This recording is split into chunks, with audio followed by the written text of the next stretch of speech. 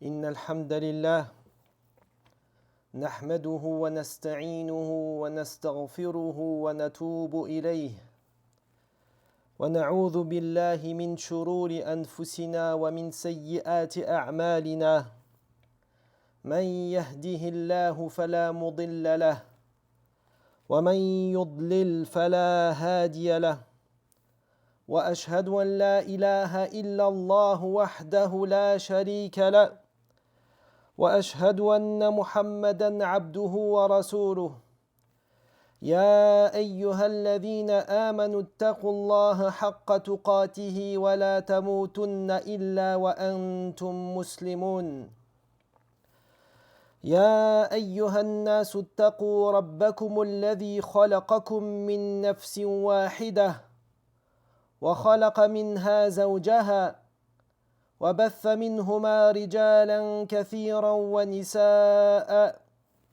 واتقوا الله الذي تساءلون به والأرحام إن الله كان عليكم رقيبا يا أيها الذين آمنوا اتقوا الله وقولوا قولا سديدا يصلح لكم أعمالكم ويغفر لكم ذنوبكم ومن يطع الله ورسوله فقد فاز فوزا عظيما أما بعد فإن أصدق الحديث كتاب الله وخير الهدي هدي محمد صلى الله عليه وسلم وشر الأمور محدثاتها وكل محدثة بدعة وكل بدعة ضلالة وكل ضلالة في النار أما بعد فمرحبا بكم جميعا.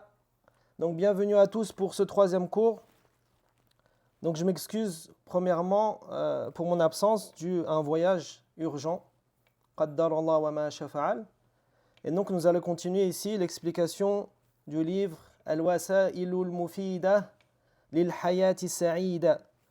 Donc le livre qui s'intitule Les moyens utiles pour une vie heureuse du grand savant Al-Sheikh Abdurrahman ibn Nasir As-Sa'di rahimahullah ta'ala. Donc on est arrivé ici au chapitre où le cheikh ici nous cite, il nous dit rahimahullah ta'ala, un autre exemple ici. Lorsque les causes de la peur surviennent et que les sources d'inquiétude tourmentent l'homme, tu vas trouver celui qui possède une foi sincère, garde un cœur ferme, une âme apaisée et demeure capable de raisonner, de réfléchir et de parler, ainsi que d'agir avec maîtrise dans la mesure de ses moyens. Et il a habitué son âme à affronter cette épreuve douloureuse. Et ces choses reposent l'homme et affermissent son cœur. Tandis que celui qui est dépourvu de foi se trouve dans la situation opposée. Lorsque les craintes surviennent, sa conscience s'agite, ses nerfs se tendent et se crispent, et ses pensées se dispersent. Et la peur, ainsi que la terreur, s'emparent de lui, et il est alors assailli à la fois par la peur extérieure et par une angoisse intérieure que nul ne peut décrire. Et ce genre de personnes, si elles ne disposent pas de certaines causes naturelles qui ont besoin de beaucoup d'exercice, voient leurs forces s'effondrer et leurs nerfs se contracter, et ceci par manque de foi qui mène à la patience, particulièrement dans les situations tristes et éprouvantes. Et ainsi le vertueux et le pervers, le croyant et le mécréant partagent tous deux le courage acquis par l'expérience et l'instinct qui adoucit la peur et la dissipe, mais le croyant se distingue par la force de sa foi, sa patience, le fait qu'il place sa confiance et le fait qu'il s'en remette totalement à Allah subhanahu wa ta'ala. Et tout cela bien sûr augmente son courage, allège le poids de la peur et adoucit les difficultés. Et Allah subhanahu wa ta'ala nous dit dans ce verset-là, dans Surat An-Nisa, le verset 104, وإن تكونوا تألمون فإنهم يألمون كما تألمون وترجون من الله ما لا يرجون. Donc ici, Allah subhanahu wa ta'ala nous dit ici dans le verset 104, dans une traduction rapprochée, si vous souffrez, eux aussi souffrent comme vous souffrez, mais vous, vous espérez de la part d'Allah ce qui n'espèrent pas. Et il obtient l'aide particulière d'Allah, son secours et son soutien, ce qui dissipe ses craintes. Et comme Allah nous dit dans ce verset, Wasbiru inna Allah ma'as sabirin. Dans la sourate Al-Anfal, le verset numéro 46, dans une traduction rapprochée, soyez endurants et Allah est avec les endurants. Et ensuite, le Cheikh Abdurrazzaq al-Badr, hafidhahullah ta'ala, nous dit ici en commentaire que ici c'est un autre exemple qui va nous montrer ici et illustrer ce qu'on a vu précédemment. C'est-à-dire que les causes de la peur qui peuvent blesser l'homme et vont le toucher soudainement. Et bien sûr, il peut arriver parfois que l'homme soit surpris par des choses effrayantes ou inquiétantes et qui va apporter la peur dans son cœur. Et la peur qui va bien sûr chasser le bonheur, la sérénité ainsi que la tranquillité. Et alors il aura besoin de quoi? De résister et de lutter contre cela. Et le cheikh de nous dire ensuite que sahibul iman, yani la personne qui a la foi, qui va garder un cœur ferme, une âme apaisée, et cette sérénité, cette tranquillité et bien sûr cette fermeté va se trouver où? Va se trouver dans son cœur. Et d'où proviennent ces choses-là? Elles vont provenir de la foi qu'Allah subhanahu wa ta'ala lui a donnée, lui a accordée. Et c'est dans ce sens qu'Allah subhanahu wa ta'ala nous dit dans ce verset, dans Surat At-Tawbah, le verset numéro 51, il nous dit قُلْ لَنْ يُصِيبَنَا إِلَّا مَا كَتَبَ اللَّهُ لَنَا هُوَ مَوْلَانَا. Et il nous dit subhanahu wa ta'ala, dans une traduction rapprochée ici, dit rien ne nous atteindra si ce n'est qu'Allah a prescrit pour nous, ou si ce n'est ce qu'Allah a prescrit pour nous, et il est notre maître. Et bien sûr ici le croyant il va demeurer dans la sérénité lors des peurs et des épreuves. Pourquoi? Tout simplement parce qu'il sait que rien ne peut l'atteindre sauf ce qu'Allah lui a décrété.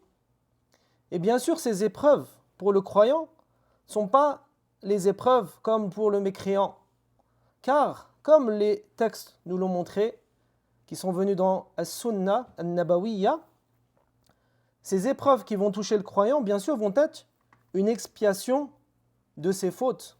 D'accord? Comme il a été rapporté dans les ahadiths.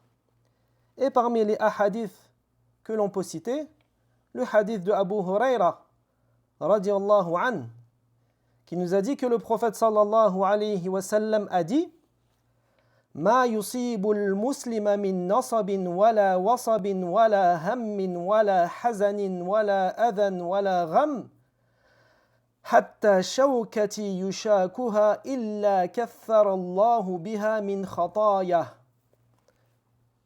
Et donc ce hadith est immense pour le musulman.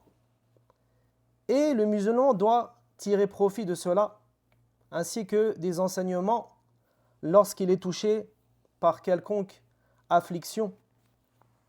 Et donc dans ce hadith-là, Abu Huraira, le sahabi qui a rapporté le plus de hadiths, il en a rapporté 5374, il nous a dit que le prophète sallallahu alayhi wa sallam a dit il n'est pas une fatigue ou bien une maladie ou un souci ou une peine, un mal ou une angoisse qui touche le musulman, et même l'épine qui le pique, sans qu'Allah ne lui efface par cela une partie de ses péchés. Et le hadith est rapporté par Al-Bukhari wa Muslim. Et un deuxième hadith que Cheikh a cité ici, rapporté par Sa'd ibn Abi Waqqas, radiallahu anhu, qui nous dit ici, qui a dit au messager d'Allah, Ya Rasulallah, man ashaddu an-nasi bala. فقال صلى الله عليه وسلم الأنبياء ثم الأمثل فالأمثل ويبتلى العبد على حسب دينه فما يبرح البلاء بالعبد حتى يدع يمشي على الأرض وما عليه خطيئة. Et donc ici dans ce hadith rapporté par Sa'd ibn Abi Waqqas radiallahu anhu, qui nous dit ici, ô messager d'Allah, qui sont les gens qui sont le plus éprouvés ici? Et le prophète sallallahu alayhi wa sallam de répondre, ce sont les prophètes, et ensuite ceux qui sont le plus proches de eux. Et bien sûr, la personne va être éprouvée en fonction de sa religion. Et ici, le hadith, il nous dit alayhi salatu wassalam, que la personne est éprouvée en fonction de sa religion.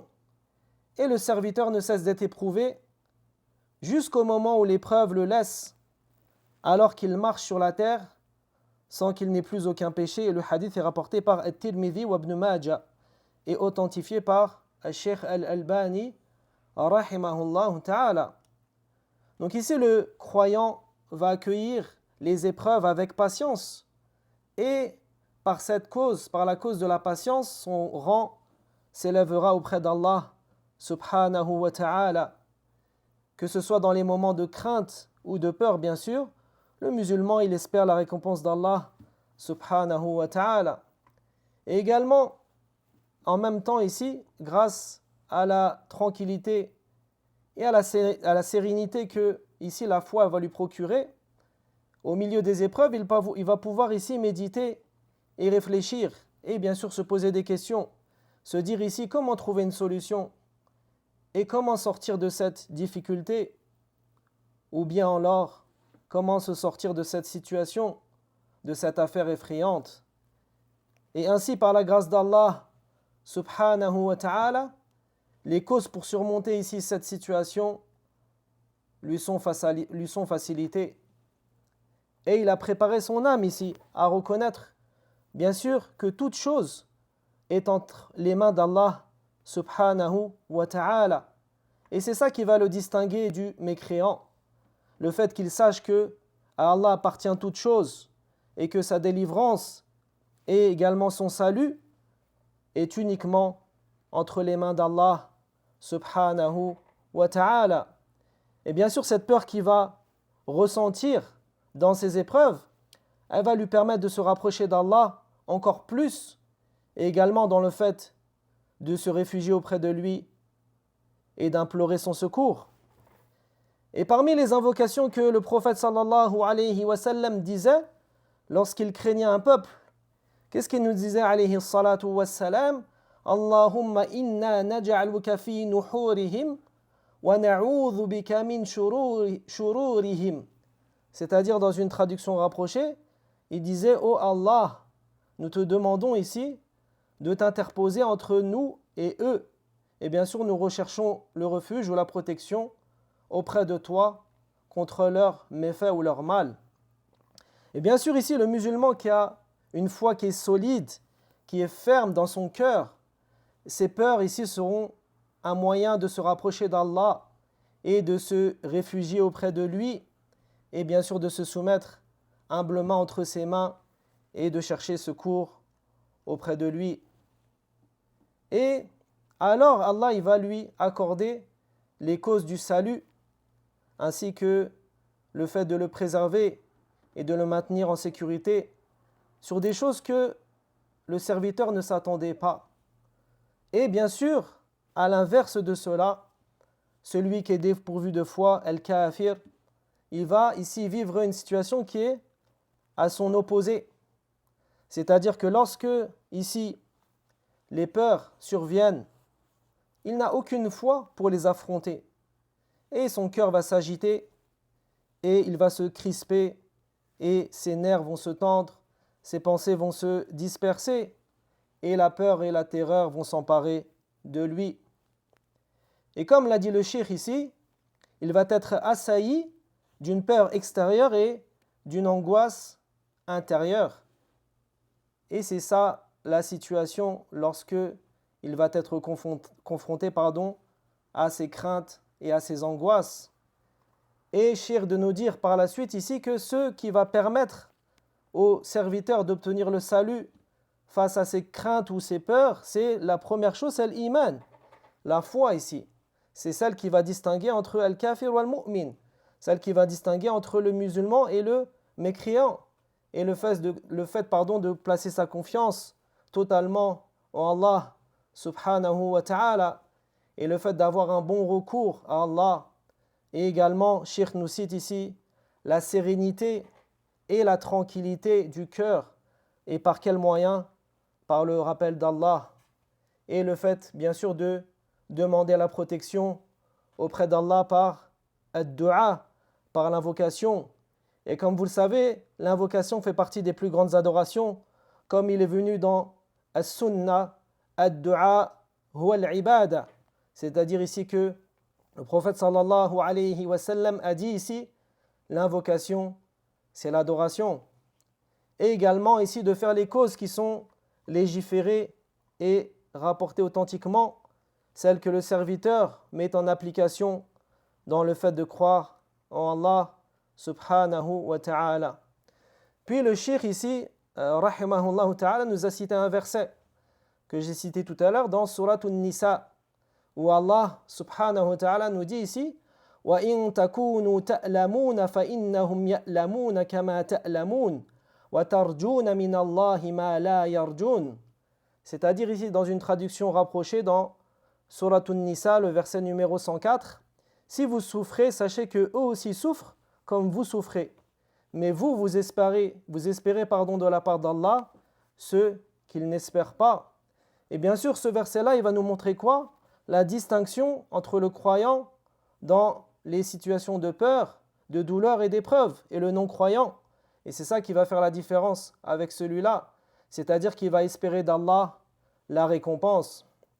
Et ici, même si les peurs ou les difficultés ils sont grandes, alors le croyant aura dans son cœur l'espérance qu'Allah, bien sûr, va lui accorder une immense récompense en retour, comme on a cité tout à l'heure dans les hadiths. Et cette espérance ici va rendre l'épreuve plus légère à supporter. Et pourquoi cela? Car il sait que, au-delà de la difficulté qu'il va obtenir ici, au-delà de la difficulté ici, c'est qu'il va obtenir un grand bien ici et une grâce abondante dans cette vie d'ici-bas ainsi que dans l'au-delà.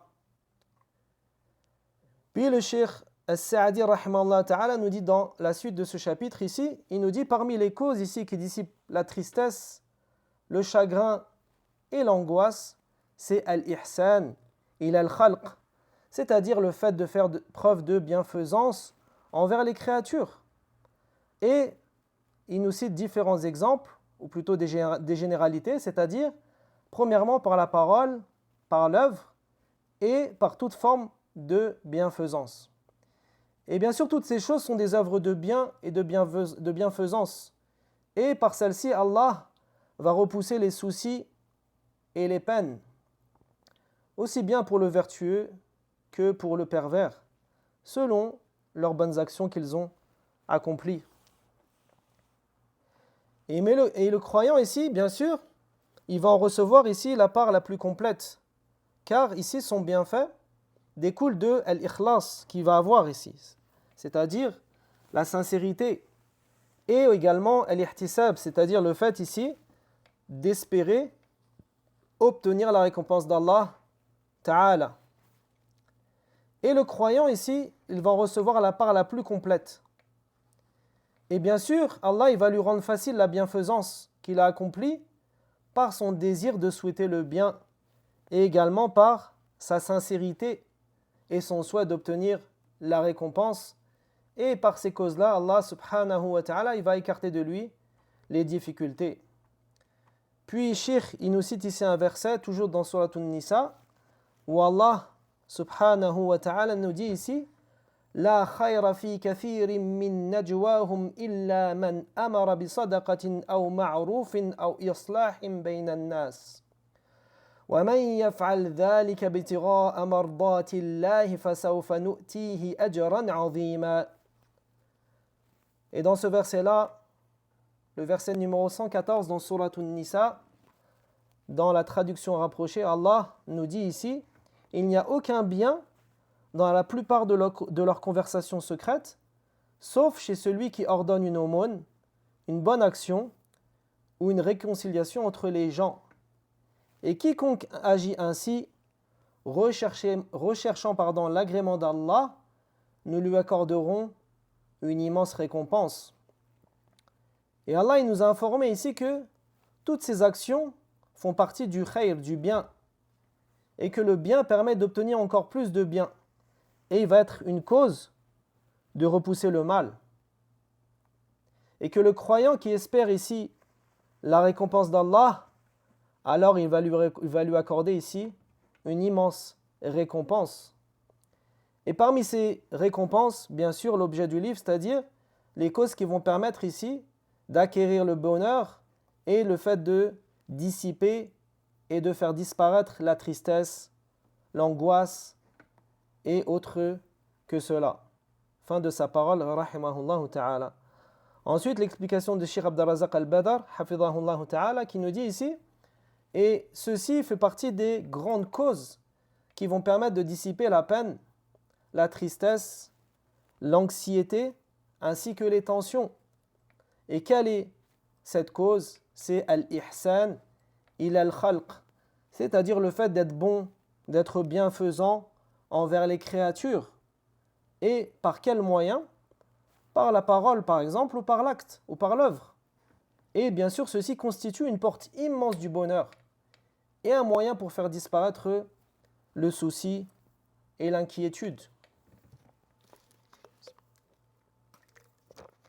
C'est-à-dire ici que lorsque l'homme va faire preuve d'abnégation et d'enthousiasme quant au fait d'être utile aux gens, dans le fait de les aider, de leur rendre service et de faire le bien d'une manière générale, ici, ça sera un moyen pour dissiper cela, pour dissiper les difficultés.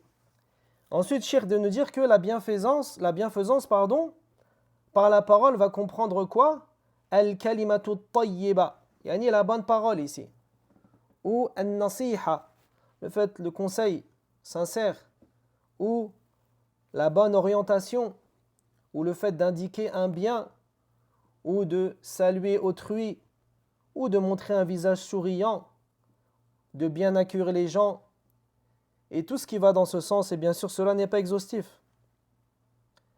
Deuxièmement ici, al-ihsan, la bienfaisance, bil-amal, avec ici l'action ou l'œuvre. Et celle-ci bien sûr va consister dans toute forme de bonté et de bienfaisance que la personne peut offrir aux autres ou donner aux autres dans ses œuvres. Puis Cheikh Abdurrazzaq de nous dire ici que cette bienfaisance envers les créatures, c'est par celle-ci qu'Allah subhanahu wa ta'ala va repousser les soucis et les peines, que ce soit pour le vertueux ainsi que pour le pervers, selon leurs bonnes actions, en fonction que ce que la personne va apporter au serviteur, que ce soit comme bonté ou comme bienfaisance. Et Allah la récompense en conséquence de cela, comme il est venu dans plusieurs versets, notamment dans Surat Ar-Rahman. Qu'est-ce que nous dit Allah subhanahu wa ta'ala dans le verset numéro 60? Hal jaza'ul ihsan illa al-ihsan. C'est-à-dire, y a-t-il d'autres récompenses pour le bien que le bien? Ou dans un autre verset, dans Surat Yunus, le verset numéro 26, Lilladhina ahsanul husna. Dans une traduction rapprochée ici, à ceux qui agissent en bien est réservée la meilleure récompense. Ainsi, Allah subhanahu wa ta'ala récompense celui qui agit avec bienfaisance envers ses serviteurs, en lui accordant le bien. Ensuite, ici, il nous cite une parole de Ibn al-Qayyim dans Zad al-Ma'ad. Rahimahullah ta'ala. Il nous dit que, Ibn al-Qayyim ici, que parmi les causes du bonheur, il y a la bienfaisance envers les créatures. le fait de leur être utile autant que possible, selon la capacité de chacun, que ce soit par les biens matériels, le prestige ou les efforts physiques que la personne va fournir, ou bien tout autre moyen bénéfique. Et ensuite, il nous rapporte une parole qui est immense ici. Il nous dit que le bienfaisant, par sa générosité ici, est celui dont la poitrine est la plus ouverte et dont l'âme est la plus pure et le cœur le plus apaisé. Tandis que al-bakhil, yani l'avare ici, qui n'a pas de bienfaisance, est celui dont la poitrine est la plus étroite et la vie la plus amère, ainsi que les soucis les plus lourds. Fin de sa parole, rahimahullah ta'ala. Ensuite, Cheikh, il nous dit ici que la bienfaisance, elle ne s'arrête pas en cela, c'est-à-dire ce qu'il a cité précédemment. Et on peut citer ici la bienfaisance, par exemple, envers les animaux, en leur montrant ici de la compassion, de la douceur et de la générosité, comme vous le savez, les hadiths qui sont rapportés par cela. Et Allah, subhanahu wa ta'ala, le récompensera pour cet acte de bien, d'une manière que le serviteur ici n'aura même pas imaginé. Et bien sûr, une chose qui est essentielle dans al-ihsan pour le croyant, lorsqu'il est bienfaisant envers les serviteurs d'Allah, c'est le fait qu'il le fasse avec une intention sincère, al-ikhlas, une niyya saliha, une intention sincère, qu'il le fasse exclusivement pour Allah subhanahu wa ta'ala, et dans le fait également d'espérer la récompense d'Allah. Et Allah subhanahu wa ta'ala nous dit dans Suratul Insan, dans le verset numéro 9, Innama nut'imukum liwajhillah la nuridu minkum jaza'an wa la shukura. Donc ici dans ce verset, dans une traduction rapprochée, le verset numéro 9, il nous dit, c'est pour le visage d'Allah que nous vous nourrissons et nous ne voulons de vous ni récompense ni remerciement. Et ce qui signifie ici qu'ils ne recherchent par leurs actes uniquement la récompense d'Allah. Et ils n'attendent rien d'autre des créatures, uniquement ce qu'Allah va leur accorder. Et ils font le bien ici dans l'espoir d'obtenir la récompense de l'au-delà. Et à contrario ici, celui qui fait le bien sans rechercher la récompense de l'au-delà, sans mettre dans son cœur le désir de cette récompense, il ne récoltera de cet acte ici que des choses qui seront limitées et des choses qui sont mondaines, qui concernent bien sûr cette vie d'ici-bas. Et quant à l'au-delà, ici, elle va exiger que la personne fournisse des efforts pour celle-ci, en la recherchant par ses œuvres et en faisant preuve de bonté. Et ainsi, le croyant qui espère la récompense, alors l'effort, il lui est facilité, car il espère ici la compensation et le bien dans ce bas monde et dans l'au-delà. Et comme on le sait, la grâce d'Allah est immense. Et bien sûr aussi, il va espérer qu'Allah repousse de lui ses difficultés ou ses épreuves. Grâce à quoi? Grâce à sa sincérité et le fait qu'il a l'espérance de la récompense. Et ensuite, Cheikh de nous citer un verset ici qui va dans ce sens. Dans Surat An-Nisa, Allah nous dit La khayra fi kathirin min najwahum illa man amara bi sadaqatin aw ma'rufin aw islahin bayna an-nas. Donc ici le verset numéro 114 dans Surat An-Nisa, où Allah nous dit, dans une traduction rapprochée, il n'y a aucun bien dans la plupart de leurs conversations secrètes, sauf chez celui qui ordonne une aumône, une bonne action ou une réconciliation entre les gens. Et on va citer la deuxième partie, vous allez voir pourquoi. Donc ici, le cheikh il nous cite que il se peut qu'une personne ici elle va accomplir ces choses qu'on a citées, c'est-à-dire premièrement as-sadaqa, une aumône, ou bien ma'rouf, un bien, ou islah bayna an-nas, le fait d'ici de réconcilier des personnes. Donc il a cité ces actes-là. Il se peut qu'une personne ici, en faisant cela, recherche par cela le visage d'Allah ainsi que son agrément. Et il se peut qu'une autre ici les accomplisse sans cela, sans rechercher l'agrément et sans qu'il ait dans son cœur al-ikhlas et le fait de rechercher ou plutôt d'espérer la récompense d'Allah dans l'au-delà. Et ces trois choses qu'on a citées ici, as-sadaqa, wal-ma'ruf, wal-islah, l'aumône ou la bonne action, al-ma'ruf, ou le fait de réconcilier les gens, bien sûr, sont des œuvres de bien. D'accord? Mais ici, celui qui les accomplit en recherchant l'agrément d'Allah et dans l'espoir de ce qu'Allah va lui réserver dans l'au-delà, c'est lui ici qui va obtenir ce qu'Allah a promis dans la suite du verset. D'accord? Allah il nous dit dans le début du verset, comme j'ai cité, il n'y a aucun bien dans la plupart de leurs conversations secrètes, sauf chez celui qui ordonne une aumône, une bonne action, une réconciliation entre les gens. D'accord? Et on a cité qu'il y avait deux types de personnes, soit celles qui recherchent l'agrément ou non. Et Allah il nous dit quoi ensuite?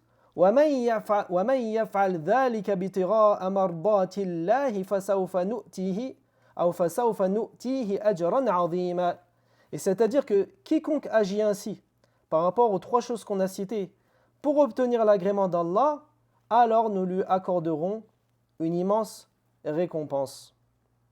Et c'est pour cela que Cheikh ici nous dit que la récompense et la rétribution d'Allah vont dépendre ici de an-niyya, de l'intention de la personne. Comme dans le hadith immense que tout le monde connaît, le premier hadith dans le Sahih de l'imam Abu Abdillah Muhammad ibn Ismail al-Bukhari, le hadith immense rapporté par Omar ibn al-Khattab radiallahu anhu, qui nous dit que le prophète sallallahu alayhi wa sallam a dit innamal a'malu bin niyyat, c'est-à-dire ici que, comme tout le monde le sait, certes les actes ne valent que par leurs intentions. C'est-à-dire que l'acceptation ou le rejet d'une œuvre ou d'un acte va dépendre ici de l'intention du cœur de la personne. Ensuite, Cheikh de nous citer un hadith qudsi. Un hadith qudsi, c'est la parole d'Allah rapportée par le prophète sallallahu alayhi wa sallam. C'est-à-dire que ce n'est pas du Coran, mais c'est la parole d'Allah rapportée par le prophète sallallahu alayhi wa sallam. Donc dans ce hadith qudsi, le prophète sallam, il nous rapporte qu'Allah a dit Ana aghna ash-shuraka'i 'ani ash-shirk. Man 'amila 'amalan ashraka ma'i fihi ghayri taraktuhu wa shirkah.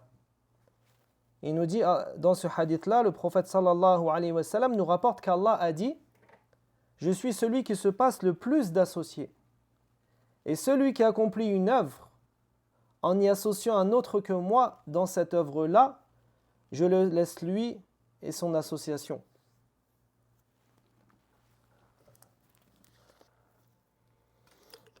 Et ici, rechercher l'agrément d'Allah, il va constituer ici le fondement essentiel sur lequel doit reposer ici toute forme de ihsan, de bienfaisance. Et chaque acte de bien que la personne va accomplir, elle doit être bâtie sur cette base. C'est-à-dire le fait de rechercher l'agrément d'Allah, de rechercher sa récompense auprès de lui, subhanahu wa ta'ala.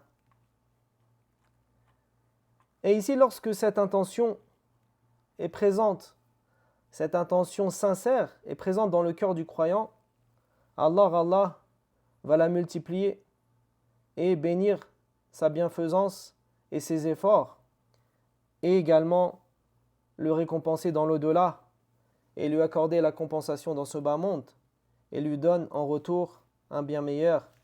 Et Allah il nous dit, comme on a cité tout à l'heure, فَسَوْفَ نُؤْتِيهِ أَجْرًا عَظِيمًا, c'est-à-dire nous lui accorderons ici une immense récompense dans le fait ici d'avoir recherché l'agrément d'Allah dans les choses que nous avons citées précédemment, qu'il s'agisse d'une aumône ou d'un bien ou de faire la réconciliation entre les gens. Et Allah subhanahu wa ta'ala nous informe que toutes ces choses sont du bien, font partie de la bienfaisance, que ce soit l'aumône, la recommandation du bien ou la réconciliation entre les gens. Et tout cela est un bien venant de celui qui va l'accomplir. Et le bien attire le bien et également va repousser le mal. Puis il dit ici, le cheikh rahimahullah ta'ala, que le croyant qui agit en espérant la récompense d'Allah, c'est-à-dire que celui qui recherche ce qu'il y a auprès d'Allah, Allah bien sûr va lui accorder une immense récompense. Et parmi cette immense récompense, il y a la disparition de quoi? Des soucis, de la tristesse, ainsi que des peines. Et d'une manière générale, parmi la récompense qu'Allah accorde à son serviteur, pour les bonnes actions qu'il va accomplir ici, c'est le fait de le soulager des angoisses, des tourments, ainsi que des troubles du cœur. Ensuite, le cheikh, rahimahullah ta'ala, nous dit dans ce chapitre, parmi les causes ici permettant de repousser l'anxiété qui provient de la tension nerveuse et de la préoccupation du cœur par certaines contrariétés, il y a le fait de s'occuper par une activité ou une science parmi les sciences profitables. En effet, cela occupe le cœur et le détourne des pensées qui l'angoissaient. Et parfois, il oublie les causes mêmes qui avaient engendré en lui la tristesse et le souci par ses occupations. Et il va retrouver la joie et son enthousiasme va augmenter. Et cette cause-là, le fait de s'occuper ici, elle est commune bien sûr aux croyants et aux non-croyants. Mais le croyant, comme on l'a dit tout à l'heure, va se distinguer ici par sa foi, par sa sincérité et par son espérance de la récompense dans le travail auquel il va se consacrer ou dans la science qu'il va apprendre ou ensuite l'œuvre de bien qu'il va faire par rapport à ce qu'il a appris. Et s'il s'agit d'un acte d'adoration qu'il fait, alors bien sûr c'est une adoration en soi-même. Mais s'il s'agit d'une occupation mondaine ou d'une habitude de la vie quotidienne, et si dans cette chose-là qui est à la base est une chose qui n'est pas une adoration, il y joint une intention pieuse, c'est-à-dire celle de rechercher à travers cela l'aide d'Allah pour l'obéissance à Allah, et ça aura un impact ici dans l'efficacité de ce moyen, dans le soulagement du chagrin, de la tristesse ou des soucis. Et combien de personnes ont été éprouvées par l'anxiété et par la constance des contrariétés, si bien qu'elles ont fini par être atteintes de diverses maladies. Et comme il nous dit Cheikh ici, le remède efficace pour de tels cas est souvent de faire oublier à la personne la cause de sa tristesse et de son inquiétude et de l'occuper par une activité utile parmi les choses importantes. Et il convient que cette activité soit quelque chose que l'âme apprécie et désire, car cela facilite davantage dans le fait d'obtenir l'effet bénéfique recherché, et Allah est plus savant. Fin de sa parole, rahimahullahu ta'ala. Et ensuite l'explication de Cheikh pour terminer sur ce point-là, qui nous dit ici que les causes, parmi les causes qu'on peut trouver, qui vont nous permettre ici d'éloigner l'épreuve ou de repousser l'anxiété et les contrariétés, il y a le fait de ne pas occuper son esprit avec ces choses-là, et ni de penser à toutes ces choses-là. Car plus une personne y pense, plus son inquiétude augmente et plus ses nerfs se tendent et la personne va se crisper. Et c'est pour cela ici que Cheikh a mentionné, ici, il est bénéfique pour le musulman dans ces situations-là, parmi les causes ici, c'est le fait de détourner son esprit de ce qui l'angoisse. Comment? En s'occupant par une autre activité. Que ce soit dans le domaine religieux, comme dans les actes d'adoration, que la personne par exemple va multiplier la lecture du Coran, comme elle aura un impact sur son cœur, ou le fait de rechercher la science bénéfique, ou le fait de lire dans les choses qui lui seront profitables. Et aussi, Cheikh nous cite dans les affaires de la vie d'ici-bas, comme le fait de s'occuper par un métier, ou par une activité, ou toute autre chose qui peut lui être utile. Et pourquoi cela? Il ne va pas rester ici plongé dans ses tristesses, dans ses soucis, car cela, au contraire, ne fera qu'augmenter ici sa tension et son trouble intérieur. Et ici, la cause que le cheikh a mentionnée est une cause parmi les causes pratiques qu'on avait citées ici au début de l'explication du livre et qui permet, avec la permission d'Allah, de dissiper les soucis qui pèsent sur la personne.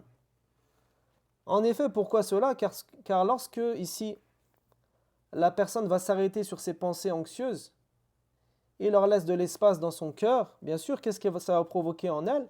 Ça va fatiguer la personne, elle va peut-être être insomniaque ou ça va la troubler et ça va faire augmenter son angoisse et sa tristesse.